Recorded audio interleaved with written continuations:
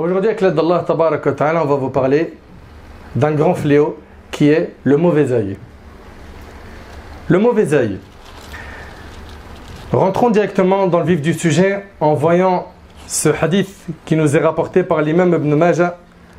Abu Umama, Sahl ibn Hunayf, rapporte Amr ibn Rabi'a vit Sahl ibn Hunayf se laver. Et il dit, donc il s'agit de deux compagnons. Écoutez attentivement s'il vous plaît. Ces deux compagnons et pas deux ennemis. Amr ibn Rabi'a vit Sahl ibn Hunayf se laver. Donc Sahl il est en train de se laver. Il a dit par Allah, je n'ai jamais vu un jour ni une peau de jeune fille pareille. Tellement quoi? Tellement la peau du compagnon était quoi? Était très belle. Vous suivez? Donc ici, Amr dit en voyant Sahl ibn Hunayf qui se lave à l'abri des gens. Il a vu une partie de sa peau, il a dit qu'il n'a jamais vu un jour une peau de jeune fille pareille. Sahl s'effondra sur le champ. Allahu Akbar. Vous imaginez? Le compagnon radiyallahu anhu, il s'est évanoui. Sahl s'effondra et le messager d'Allah sallallahu alayhi wa sallam vint trouver Amr et lui dit sur le ton de la colère: pourquoi l'un de vous tue-t-il son frère? Regardez ce qu'il a dit alayhi wa sallam. Pourquoi l'un de vous tue-t-il son frère? Et on va voir par la suite que le mauvais œil peut tuer quelqu'un. Comme c'est rapporté dans un hadith. Pourquoi n'as-tu pas demandé la bénédiction d'Allah? C'est-à-dire que quand tu as été émerveillé de sa peau, tu dis Allahumma barik. Pourquoi n'as-tu pas demandé la bénédiction d'Allah? Lave-toi pour lui. Amr lava alors son visage, ses mains, ses coudes, ses genoux, les extrémités de ses jambes et l'intérieur de son pagne dans un récipient, puis on versa l'eau sur Sahl qui est reparti avec les gens. Et le hadith, on a dit, il est rapporté par l'imam Ibn Majah. Dans ce hadith, il y a une chose qui apparaît, qui est claire. C'est que la plupart des mauvais œils touchent les gens qui montrent. Alors là, on parle déjà de quelqu'un qui fait ça volontairement ou qui laisse apparaître une partie de leur beauté ou de leur beau physique. Et regardez, subhanallah. Là, ici, c'est un compagnon qui n'a aucune haine ni animosité vers son frère qui est compagnon également.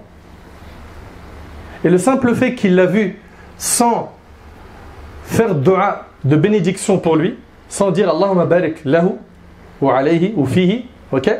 Et bien ça a été un mauvais œil. Donc on comprend ici déjà tout de suite une chose. C'est qu'il y a un farq, une grande différence entre al-hasad, l'envie, et al-ayn, le mauvais œil. L'envie déjà, elle est de, comme vous le savez, deux catégories. Il y a l'envie blâmable, d'accord? C'est le fait de souhaiter la disparition du bien de ton frère. Il a une voiture qu'il vient d'acheter, un gros 4x4, et tu es tellement plein de haine que tu lui souhaites la disparition de ce bien. Ça c'est haram en islam. Souhaiter la disparition du bien de ton frère, c'est haram. Le prophète il a dit, méfiez-vous, gare à l'envie, car l'envie brûle les bonnes actions, tout comme le feu brûle le bois. Donc ça, c'est déjà quelque chose de haram. Par contre, il y a une envie qui est louable, qu'on appelle al-ribta. C'est le fait d'envier quelqu'un qui a de la science, t'aimerais avoir de la science comme lui, il enseigne aux gens, ok? Ou quelqu'un qui a de l'argent et qui donne dans les nobles causes. Ces deux-là, tu as le droit de les envier sans pour autant souhaiter la disparition de leur bien. Donc ça, c'est le hasad, d'accord? Le ayn, et là, vous allez peut-être être surpris, peut venir, écoutez attentivement, de quelqu'un qui t'aime beaucoup. Il suffit qu'il ne dit pas Allahumma barik et qu'il te regarde avec un regard bien appuyé, c'est un ayn. C'est un mauvais œil. Toi-même, tu peux atteindre ton enfant d'un ayn. Ta propre personne, en te regardant dans le miroir, tu peux te toucher toi-même d'un ayn, d'un mauvais œil. Parce que tu n'as pas prononcé quoi? Les invocations, les bénédictions d'Allah. Vous suivez? Donc al-hasad, il vient, on parle ici du hasad blâmable, l'envie blâmable, il vient de quelqu'un qui t'aime pas. Mais l'ayn, il peut venir de quelqu'un qui t'aime, voire de ta propre personne. D'où le fait qu'il faut faire très attention au mauvais œil. De toujours être constamment dans quoi? Dans le dhikr, l'évocation d'Allah tabarak wa ta'ala.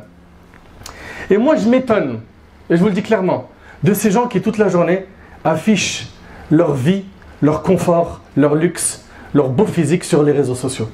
Je m'étonne de ces gens-là. Et je leur adresse un message.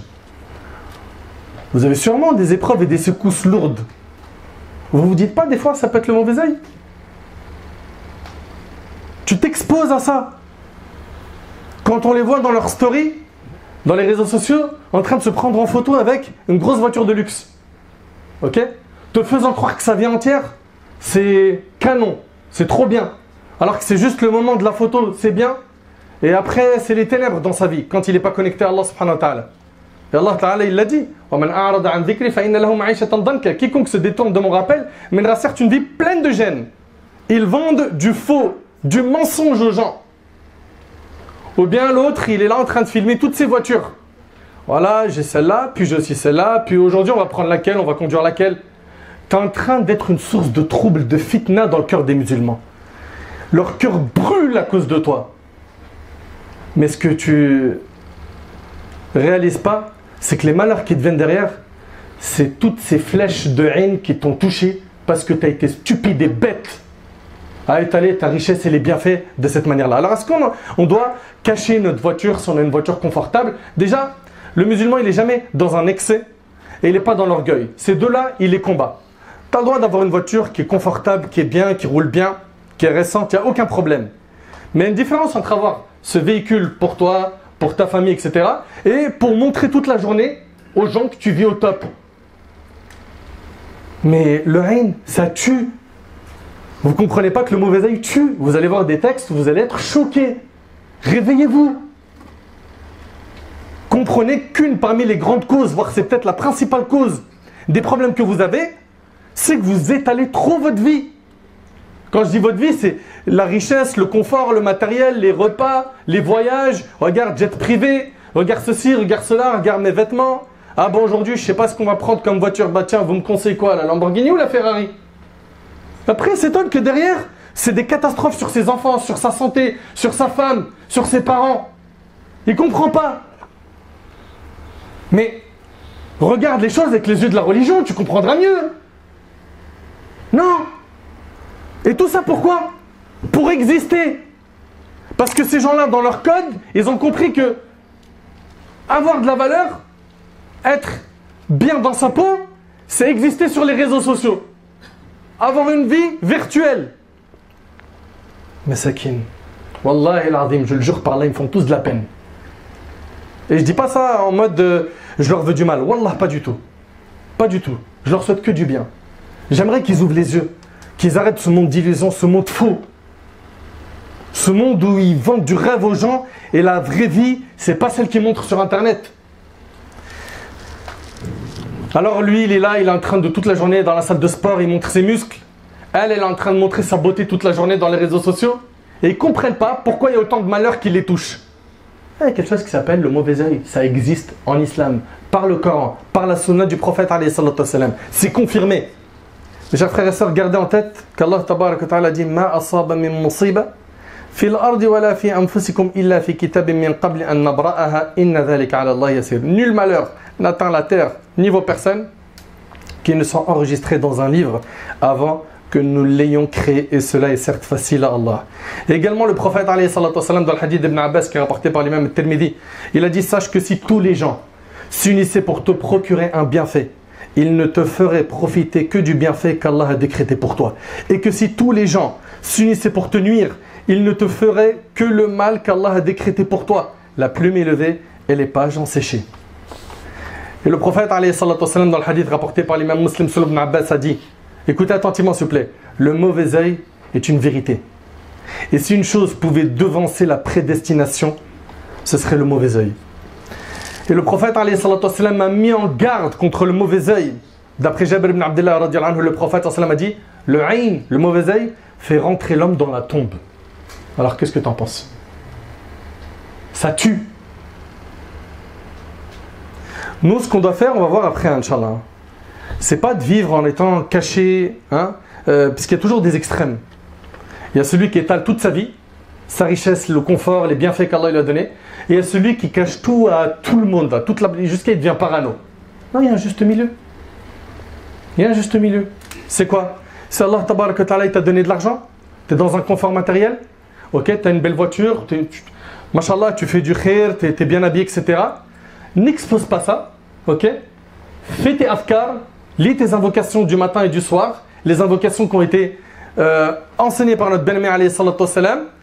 ne raconte pas tout ce que tu as comme bienfait à quelqu'un, tu sais qu'il va toucher par un aïn, et vis ta vie normale. Vis ta vie normale. Ok? Donc comprenez bien, Allah yabarik fikum, qu'il y a un juste milieu à adopter dans toute chose. Le aïn fait rentrer l'homme dans la tombe et le chameau dans le récipient rapporté par Abu Nu'aym. Allahu Akbar. Parmi les plus grandes causes qui nous permettent de nous protéger du mauvais œil, il y a l'évocation d'Allah, le dhikr d'Allah. Dans le hadith de Al-Harith al-Ash'ari, radiyallahu ta'ala anhu, le prophète alayhi salatu wassalam, dans le hadith là où il nous raconte les 5 paroles qui ont été prescrites à Yahya, dans ce hadith il y a la 5e et qu'il vous a ordonné de l'évoquer sans cesse, le dhikr.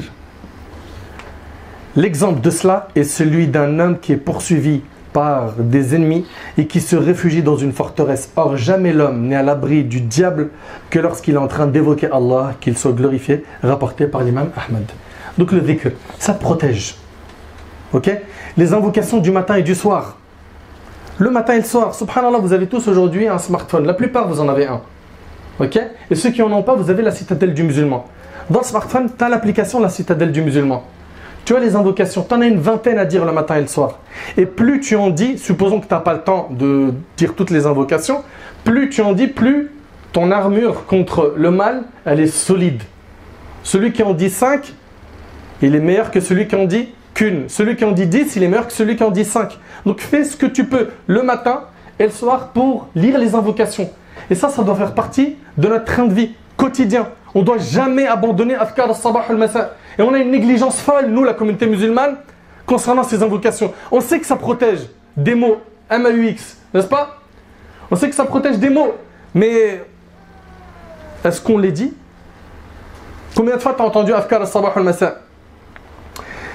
Le prophète, alayhi salatu wassalam, il nous a enseigné de dire, le matin et le soir, Bismillahi alladhi la yadurru ma'a ismihi shay'un fil ardi wala fis sama' wa huwa as-sami'ul alim. Ça, tu le dis 3 fois, il n'y a rien qui va te nuire. Rien ne te nuit si tu dis ça 3 fois le matin, 3 fois le soir. Au nom d'Allah, tel qu'en compagnie de son nom, rien sur terre ni au ciel ne peut nuire. Lui, l'audient, l'omniscient. Également, le fait de faire des invocations tout le temps. Quand tu sors de chez toi, par exemple, qu'est-ce qui nous a été enseigné?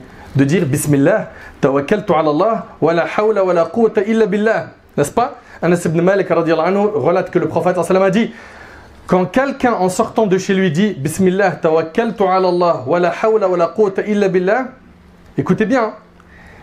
Donc ce qui signifie au nom d'Allah, je m'en remets à Allah et il n'est de mouvement et de force que par Allah, on lui dit tu es guidé, comblé et protégé. Et le diable s'écarte de lui. Abu Daoud rahimahullah ajoute, il dit, c'est-à-dire le diable à un autre diable: que peux-tu faire contre un homme guidé, comblé et protégé? Et c'est rapporté par Abu Daoud. Tu sors de chez toi, tu fais cette invocation. Tu es protégé par Allah subhanahu wa ta'ala. Tout le monde la connaît normalement. Bismillah, tawakkaltu ala Allah, wa la hawla wa la quwwata illa billah. Mais qui s'en souvient? Également, les enfants. Les enfants, eux, c'est la cible la plus touchée par le mauvais œil. C'est pour ça qu'on doit faire, nous, les invocations de protection à nos enfants. Comme m'a fait le prophète alayhi salatu wassalam avec Al-Hassan et Al-Hussein. Le prophète lui-même recherchait la protection d'Allah sur Al-Hassan et Al-Hussein en disant, donc en arabe ça donne, U'idhukuma bi kalimatillahi tammati min kulli shaytanin wa hamma wa min kulli aynin lamma. Je cherche protection pour vous auprès des paroles parfaites d'Allah contre tout démon, contre toute chose nuisible et contre tout mauvais œil. Et il disait, ainsi faisait Ibrahim alayhi salam pour Ishaq et Ismaïl. Et le hadith il est rapporté par le Bukhari. Donc les enfants, n'oubliez pas de leur faire les invocations pour qu'ils soient protégés par Allah subhanahu wa ta'ala. Dans le hadith de Asma bint Umays, elle a dit: ô messager d'Allah, Banu Ja'far, donc les enfants de Ja'far sont atteints du mauvais œil. Dois-je pratiquer ar-ruqya sur eux? Il dit oui. Si une chose pouvait devancer la prédestination, ce serait le mauvais œil rapporté par Tirmidhi. Et Salama rapporte que le prophète vit chez elle une servante qui avait une noirceur dans le visage. Et il dit: pratiquez-lui ar-ruqya car elle a une couleur anormale. Et c'est rapporté par Bukhari et Muslim. Et parmi les précautions à adopter, il y a le fait de ne pas exposer, je le répète encore une fois, le confort dans lequel tu vis, ta richesse, le luxe dans lequel tu te trouves, les bienfaits que tu possèdes. Ne sois pas de cela. Prenons exemple sur le prophète Yaqub alayhi salam, quand il a fait entrer ses enfants pour aller voir Yusuf alayhi salam. Qu'est-ce qu'il leur a dit? وقال يا بني لا تدخلوا من باب واحد وادخلوا من أبواب متفرقة وما أغني عنكم من الله من شيء إن الحكم إلا لله عليه توكلت عليه فليتوكل المتوكلون. Et il dit, ô mes fils, n'entrez pas par une seule porte, mais entrez par des portes séparées. Je ne peux cependant vous être d'aucune utilité contre les desseins d'Allah. La décision n'appartient qu'à Allah. En lui je place ma confiance et que ceux qui placent en lui leur confiance la placent en lui.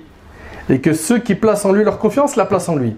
L'imam al-Baghawi rahimahullah, il dit que le prophète Yaqub alayhi salam, il a fait rentrer ses 11 fils par des portes séparées. Pourquoi? Parce que l'effet du nombre allait attirer le mauvais œil. Il s'agit de 11 enfants qui sont beaux, ils sont grands, ils viennent tous d'un père. Vous imaginez 11 frères. C'est quelque chose qu'on n'a pas l'habitude de voir, n'est-ce pas? Donc ça attire l'œil. Il leur dit n'attirez pas l'œil, rentrez par des portes séparées. Parce que si vous rentrez tous en même temps, vous allez attirer le mauvais œil. Donc comprenez bien, Allah barik fikum, qu'il faut ici être intelligent. Ne vous exposez pas au mauvais œil. Et ne rentrez pas dans la paranoïa, l'autre excès qui est de voir le mauvais œil partout. Ah bah ça je pense c'est un mauvais œil. Ah ça je pense c'est un mauvais œil. Et regarde, c'est très simple. Pour t'écarter de ces wasawis, renforce ta foi. Omar ibn Khattab radiallahu anhu, vous le connaissez tous ce compagnon, n'est-ce pas? Omar radiallahu anhu, on sait, on connaît le hadith par cœur. Quand il prenait un chemin, le diable il en prenait un autre. Pourquoi? Sa foi elle était trop forte. Renforce ta foi. Renforce ta foi, apprends la religion. Pratique-la bien, invoque Allah. N'oublie pas de dire Allahumma a'inni ala dhikrika wa shukrika wa husni ibadatika wa Allah. A'inni, aide-moi à quoi? À t'évoquer, à te remercier et à bien t'adorer. Demande-lui qui te donne la force de bien l'adorer. Donc ne soyez pas de cela, Allah yabarik fikum. Et quand vous voyez quelque chose qui vous plaît chez quelqu'un ou sur vos enfants, ok, ou bien sur ta propre personne, dites Allahumma barik. Dites Allahumma barik. D'accord? Ouais, mais moi je dis Masha'Allah. Masha'Allah, c'est pas une invocation. Masha'Allah, ça veut dire telle est la volonté d'Allah. Ok, c'est une information, c'est pas une dua. Si tu dis Masha'Allah, Tabarakallah, c'est très bien. Si tu dis Masha'Allah, la quwwata illa billah, ça a été relaté dans le Coran et des pieux prédécesseurs ont utilisé cette formule. Mais tu dis Masha'Allah seulement, et on le voit aujourd'hui, c'est vrai ou pas? On le voit aujourd'hui, des gens ils disent ah mais t'es sérieux ou quoi, t'as pas dit Masha'Allah? Dis Masha'Allah, tu vas l'ayen. Masha'Allah ne suffit pas, ce n'est pas une invocation. Vous avez compris? Dites Tabarakallah, Allahumma barik lahu, Masha'Allah, Allahumma barik. Ok? Ou bien Masha'Allah, la quwwata illa billah. D'ailleurs, cela est relaté dans le Coran. Walaula idh dakhalta jannataka qulta Masha'Allah, la quwwata illa billah. Telle est la volonté et la grâce d'Allah. Il n'y a de puissance que par Allah. Hisham ibn Urwa rapporte d'après son père que lorsqu'il voyait une chose qui lui plaisait, ou lorsqu'il entrait dans un de ses jardins, il disait Masha'Allah la quwwata illa billah. Ce qu'Allah a voulu, il n'y a de force et de puissance qu'en Allah. Donc rappelez-vous de toujours faire dua bil baraka, avec la bénédiction d'Allah. Le prophète dans le hadith rapporté par le Hakim, il dit celui qui trouve en lui-même, vous entendez, en lui-même, ou en son bien, ou en son enfant ce qui lui plaît, qu'il fasse des invocations de bénédiction, car le mauvais œil est une réalité. Tu vois, tu peux te toucher toi-même avec le mauvais œil. Tu te regardes dans le miroir comme ça, ah ouais, là j'ai perdu du poids, ça commence à se tracer là, rien à dire. En été, on va mettre des beaux t-shirts, on va leur montrer les pecs, les muscles. Il sait rien de lui-même. Il se jette le mauvais œil lui-même. Mais réfléchis. Et après il se pose des questions. Mais pourquoi ces malheurs? Pourquoi ces maladies? Pourquoi ça cloche au boulot? C'est électrique dans la famille. Ça va pas avec madame. Mes enfants ils me font péter un plomb. T'as tendu la perche. T'as tendu la perche. Et attention, je le répète, je ne suis pas en train de dire que tous les maux, toutes les maladies viennent du mauvais œil. Mais là, en particulier, vous avez bien compris de quoi on parle. Ces gens qui s'exposent H24. Et ne soyez pas, s'il vous plaît, Allah yabarik fikum, stupides. En croyant que ce qu'on nous montre dans les réseaux sociaux, c'est la réalité. Arrêtez. Ok? Je parle de la vie de qui là? Des influenceurs, des rappeurs, de tout ce monde-là. Là. Ce qu'ils montrent, c'est une partie qu'ils veulent montrer. Ok? Et quand ils sont loin d'Allah, ce qu'ils cachent, c'est ténébreux. Ahibati fillah, la personne qui a été touchée par le ayn, qu'est-ce qu'elle doit faire? Alhamdulillah, on a des solutions à tout. La personne qui a été touchée par l'ayn elle-même, ce qui est demandé, c'est que dans le hadith de Aïcha, elle rapporte, radiyallahu ta'ala anha, on a ordonné à celui qui était à l'origine du mauvais œil de faire ses ablutions. Celui qui est à l'origine du mauvais œil, c'est-à-dire quelqu'un qui a lâché un mauvais œil sur quelqu'un, lui fait ses ablutions. On a les ablutions, on a aussi le fait de se laver dans d'autres textes. On a ordonné à celui qui est à l'origine du mauvais œil de faire ses ablutions et à celui qui était atteint du mauvais œil de s'en laver. De se laver avec le restant de l'eau de celui qui a lâché le mauvais œil. Ok? Aïcha radiyallahu anha rapporte, le prophète a ordonné de pratiquer ar-ruqya contre le mauvais œil, rapporté par le Bukhari et Muslim.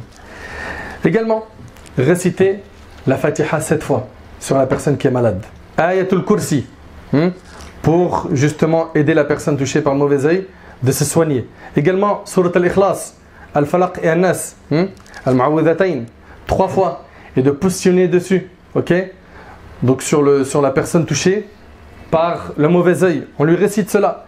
Également les du'a qui sont dans la sunna, comme A'udhu bi kalimatillahi tammati min sharri ma khalaq, ou bien A'udhu bi kalimatillahi tammati min kulli shaytanin wa hamma wa min kulli aynin lamma.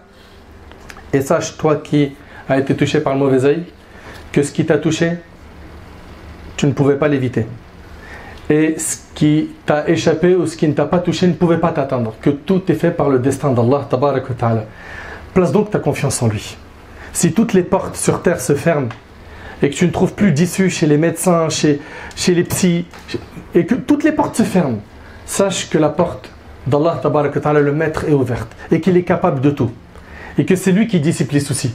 Et que c'est lui qui améliore les situations azza wa jal. Ahibati fillah, retenez que 2 points de cette khutbah pour sortir avec quelque chose de pratique. Les invocations du matin et du soir, et les invocations de manière globale, et préservez-vous d'exposer les bienfaits qu'Allah vous a accordés à ceux qui peuvent porter le mauvais œil, ou tout simplement à faire ça, comme le font certains, sur le net à tout le monde. Il n'y a pas de mal, bien évidemment, à dire à ton père ou à ta mère ou à ta famille, alhamdoulilah, je viens d'acheter une voiture, j'ai pu avoir un nouveau logement. Ça, c'est un cercle restreint, et attention, on fait quand même très attention à quoi? À ne pas provoquer le mauvais œil. Faites attention dans votre manière de vous exprimer, dans votre manière de parler. Ok? Là, nous, on est en train de blâmer qui? Celui qui fait ça tout le temps à répétition, qui n'arrête pas. C'est son passe-temps. Il n'existe dans sa vie qu'en faisant ça. Ces gens-là, j'implore Allah tabarak wa ta'ala qu'il les guide. J'implore Allah subhanahu wa ta'ala de leur faciliter une grande remise en question. J'implore Allah subhanahu wa ta'ala de leur ouvrir les yeux, de leur accorder la clairvoyance pour qu'ils comprennent qu'en fait, c'est eux qui sont responsables de la plupart des problèmes de leur vie par le fait qu'ils s'exposent. Ils s'exposent trop. Nous, on est en train de parler de manière générale ici de ceux qui affichent les bienfaits qu'ils ont et qui se mettent en danger. Et qui mettent en danger les personnes, les membres de leur famille, qui mettent en danger les membres de leur famille. J'implore Allah tabarak wa ta'ala de guérir les malades de notre communauté. J'implore Allah subhanahu wa ta'ala de nous écarter du mauvais œil et de tous les maux qui peuvent nous toucher. J'implore Allah tabarak wa ta'ala de nous faciliter de bien l'adorer, de nous accorder la constance dans le dhikr, de nous accorder la constance dans l'istighfar, le fait de demander pardon à Allah subhanahu wa ta'ala. J'implore Allah tabarak wa ta'ala de nous accorder une bonne compréhension de sa religion.